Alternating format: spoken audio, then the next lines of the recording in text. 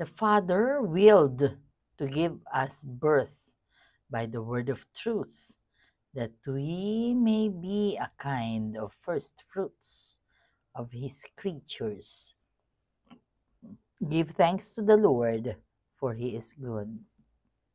Blessed Monday in the 17th week in ordinary time. We praise and thank you, dear God, for another day of life. We praise and thank you for the gift of love, the gift of family, of community, of belongingness, and the gift of today.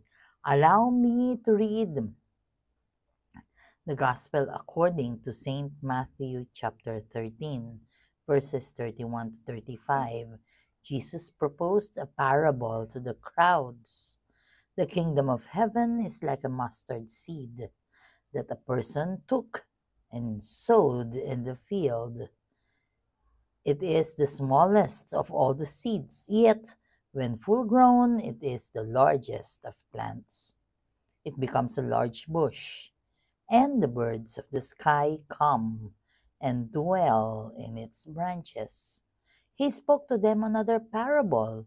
The kingdom of heaven is like yeast that a woman took and mixed with 3 measures of wheat flour until the whole batch was leavened. All these things Jesus spoke to the crowds in parables. He spoke to them only in parables to fulfill what had been said through the prophet. I will open my mouth in parables. I will announce what is lain hidden from the foundation of the world. We praise and thank you, dear God, for another day of life. We praise and thank you for the gift of love, the gift of family, of community, the gift of today. We are still in vacation. Tomorrow is Martin Luke's birthday, and he'll be 10.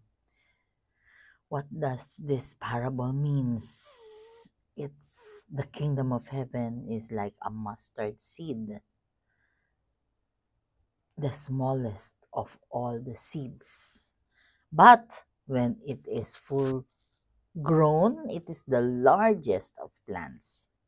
The irony of things. Ano ba yung pinakamaliit and yet yun ang magiging pinakamalaki? Ikaw ba, kapatid?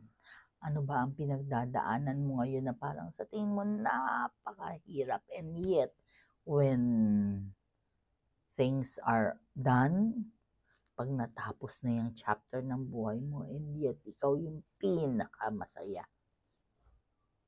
Naiisip niyo ba kung ano yung mga bagay na pwedeng parang hirap na hirap mong tanggapin, and yet pag natapos na yung chapter na yun ng buhay mo, sobrang saya mo kasi napagtagumpayan mo yung bagay na yun.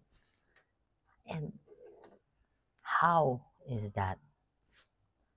Marami akong instances sa buhay ko na ganyan. Unang-una yung pagkakasakit ni Madel. Ikalawa, yung pag si Lorraine na hindi tuloy-tuloy ang pag-aaral.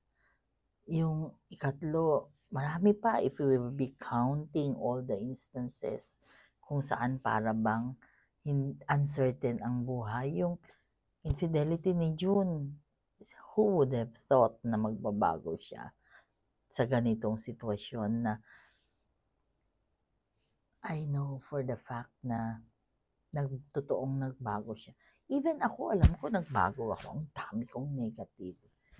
And yun talaga yung buhay na pinagdadasal natin. Nawa, pagdating ng panahon, na isaayos natin yung sarili natin. Yes, hindi, yung mga bagay na hindi maayos pa, just like yung finances, kung hirap pa sa finances, okay lang yun kasi hindi pa naman tapos ang yugto ng buhay natin.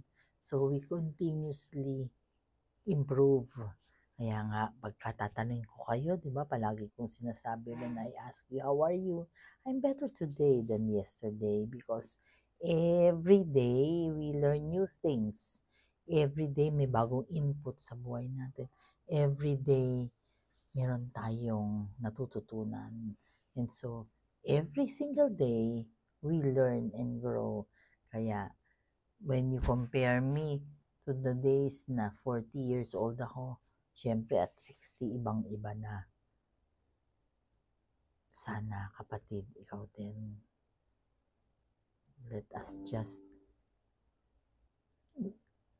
provide heaven here on earth. And how is that? Let us be Christ to others. Diba? The kingdom of heaven is here, right now. And we can only realize the kingdom of heaven if Jesus is in our midst. And if all of us are Jesus to each other, ako, napakasaya siguro ng mundo natin. Ano? Wala siguro nag-aaway, wala sigurong naglalamangan, wala sigurong nagpapataasan, wala siguro nanlalamang at walang kawawa. We can only hope for the best. Pero hindi naman natin kayang baguhin ang mundo. Isa lang tayo sa pwedeng gumawa ng lahat ng pwede natin gawin. Kaya huwag tayong mapapagod na gawin yung parte natin. Because in the end, what matters most is kung gaano ka nagmahal, ano ang ginawa mong mabuti. Kasi kung bawat isa sa atin marirealize that we need to be Christ to others, indeed, this will be heaven here on earth.